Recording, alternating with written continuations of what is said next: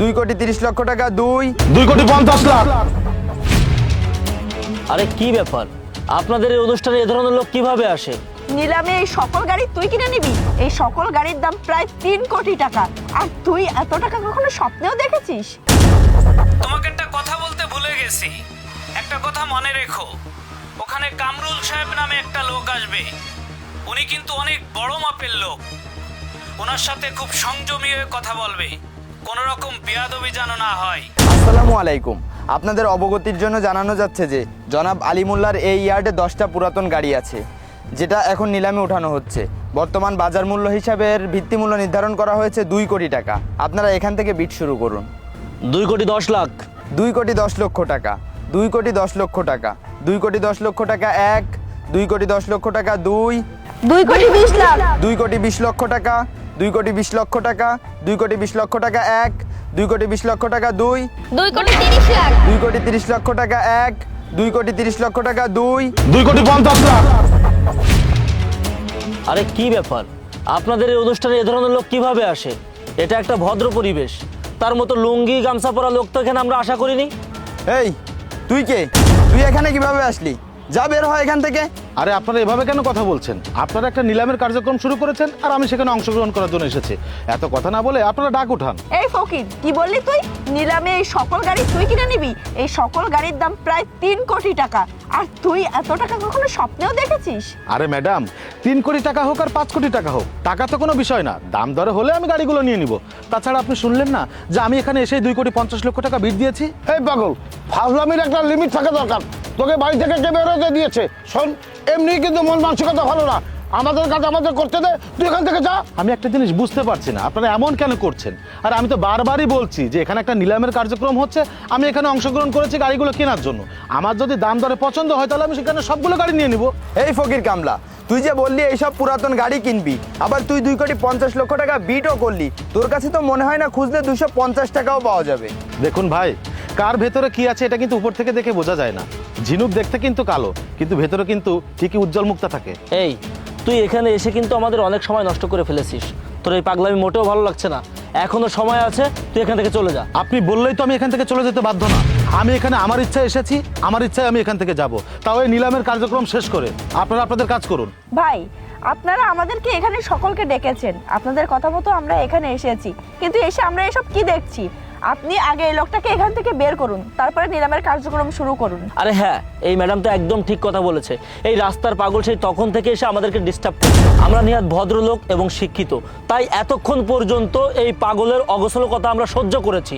আমরা কিন্তু আর সহ্য করব না। হয় তাকে এই নিলাম থেকে বের করে দিন, না হলে কিন্তু আমরা কেউ নিলামে থাকবো না। এই আপনারা কি বলেন? হ্যাঁ হ্যাঁ, ঠিক বলেছেন। রাকিব সাহেব, ব্যাপারটা কিন্তু অন্যদিকে চলে যাচ্ছে। শোনেন, এই পাগলকে এখান থেকে বিদায় করতে হবে। হ্যাঁ, আপনি ঠিক কথা বলেছেন, আমি দেখছি। এই ফকির, এতক্ষণ তোর অনেক কথা সহ্য করেছি, এখান থেকে বের হ। এই আপনারা সবাই দাঁড়ান। আপনারা আমার বাবাকে কেন এখান থেকে বের করে দিচ্ছেন? আরে এই দেখো, আর এক ফকিন্নির বাচ্চার আগমন হয়েছে। এই তুই এখানে কিসের জন্য এসেছিস? আচ্ছা যাই হোক, তুই যখন এসেছিস তোর ফকির বাবাকে নিয়ে এখান থেকে চলে যা। মুখ সামনে কথা বলেন। আপনারা আমার বাবাকে কেন ফকির বলছেন? আপনারা কি আমার বাবাকে চেনেন? ওরে বাবা, এ তো দেখি যেমন বাবা তেমন মেয়ে। এই তোর বাবা যে ফকির পাগল, এটার প্রমাণ আমরা অনেক আগে পেয়েছি। তোকে ভালোই ভালোই বলছি, তোর এই ফকির বাবাকে এখান থেকে নিয়ে যা, না হলে কিন্তু ভালো হবে না। ভালো হবে না মানে? আপনারা কি করবেন? হ্যাঁ, গায়ের জোর আমাদের এখান থেকে বের করে দিবেন নাকি? ওরে ফকিরের বাচ্চা ফকিরনি, যত বড় মুখ নয় তত বড় কথা। তোকে তো স্টপ! এত সময় আপনারা আমাকে অনেক কথা বলেছেন, আমি কিচ্ছু বলিনি। এখন কিন্তু আপনারা লিমিট ক্রস করে ফেলছেন। এই একে তো তুই এখানে এসে আমাদের মূল্যবান সময় নষ্ট করেছিস, আবার লিমিট ক্রসের কথা বলছিস। এই কে তুই? হ্যাঁ, আপনারা এখন আমার বাবাকে চিনতে পারেন নাই? আমার বাবা এই শহরের একজন বিজনেসম্যান। বিজনেসম্যান? এই লুঙ্গি গামছাওয়ালা বিজনেসম্যান? এত সময় ভেবেছিলাম বাবা পাগল, এখন তো দেখছি মেয়েও পাগল, পুরো পরিবারটাই পাগল। Miss Shruti, Sarkar group of ইন্ডাস্ট্রিজের ম্যানেজার। চাকরির বয়স 4 বছর, স্যালারি 70,000 টাকা। আপনার কোম্পানির মালিকের নাম পুলক সরকার। কি ঠিক বললাম তো? আরে তুই আমার এত কিছু কিভাবে জানিস? শুধু আপনার সম্পর্কে না, এখানে যারা যারা উপস্থিত আছে সবার সম্পর্কে আমি জানি। এই যে আপনার পাশে বসে আছে আলামিন সাহেব, আরকেসি গ্রুপ অফ ইন্ডাস্ট্রিজের এজিএম। চাকরির বয়স 8 বছর, স্যালারি 1 লক্ষ টাকা। আপনার কোম্পানির মালিকের নাম রাজু খন্দকার। আর এই যে রাকিব সাহেব, একে বিল্ডার্সের একজন সিনিয়র কর্মকর্তা। আপনার কাজ হচ্ছে বিভিন্ন প্রপার্টিসগুলো নিলাম করা। কি ঠিক বললাম তো? কিন্তু এটা কিভাবে সম্ভব? সবই সম্ভব। আমি জানি আপনাদের আমার কোনো কথা বিশ্বাস হচ্ছে না। জাস্ট ওয়েট, এক্ষুনি আপনারা সবকিছু বুঝতে পারবেন।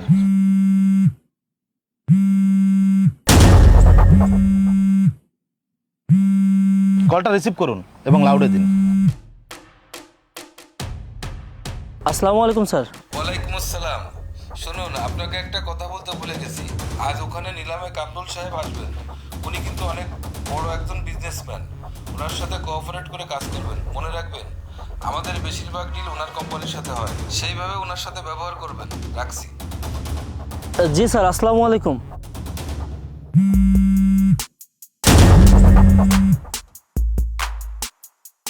তোমাকে একটা কথা বলতে ভুলে গেছি। তুমি তো নিলামে গেছো, একটা কথা মনে রেখো, ওখানে কামরুল সাহেব নামে একটা লোক আসবে। উনি কিন্তু অনেক বড় মাপের লোক। ওনার সাথে খুব সংযমী হয়ে কথা বলবে। কোনো রকম বেয়াদবি যেন না হয়, কথাটা মাথায় রেখো। সরি স্যার, আপনাকে চিনতে না পেরে আপনার সঙ্গে অনেক খারাপ ব্যবহার করে ফেলেছি। আপনি আমাকে ক্ষমা করে দিন। হ্যাঁ স্যার, আমি আসলে আপনার সাথে দুর্ব্যবহার করে ফেলেছি, আপনি আমাকে ক্ষমা করে দিন। কিন্তু স্যার, আপনি এত বড় একজন বিজনেসম্যান হয়েও এখানে এই পোশাকে কেন আসলেন?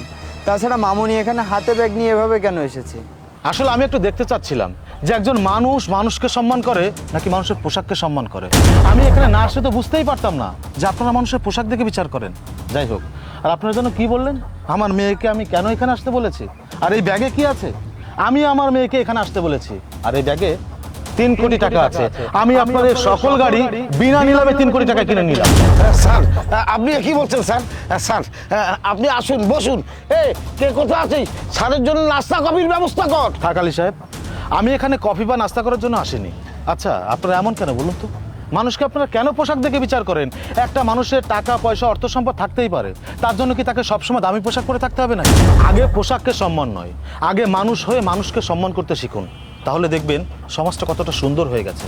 যাই হোক, আজকে আপনারা প্রত্যেকটা মানুষ এখানে আমার সাথে যে ব্যবহারটা করেছেন, আমি যদি আপনাদের মালিককে এই কথাগুলো জানাই তাহলে কি হবে বুঝতে পারছেন? স্যার, দয়া করে এমনটা করবেন না, তাহলে আমার অনেক বড় ক্ষতি হয়ে যাবে।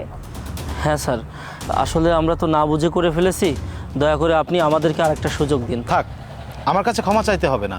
আমি এতটাও নিষ্ঠুর না যে আমি আপনাদের ক্ষতি করব। আমি আপনাদেরকে ক্ষমা করে দিয়েছি, আমি কাউকে কিচ্ছু বলবো না। তবে একটা কথা সবসময় মনে রাখবেন, কাউকে কখনো পোশাক দেখে বিচার করবেন না। মা, টাকাগুলো দেন। আলী সাহেব, আমার ডকুমেন্টসগুলো আমাকে বুঝে দিন। আর এই নিন, এখানে 3 কোটি টাকা আছে, গুনে নিন। সি স্যার, আপনি কি বলছেন? টাকা গুনতে হবে কেন? স্যার, আপনি আসুন, বসুন স্যার। স্যার, আমি খুবই লজ্জিত এবং আন্তরিকভাবে দুঃখিত। আপনি আমাকে প্লিজ ক্ষমা করে দেন।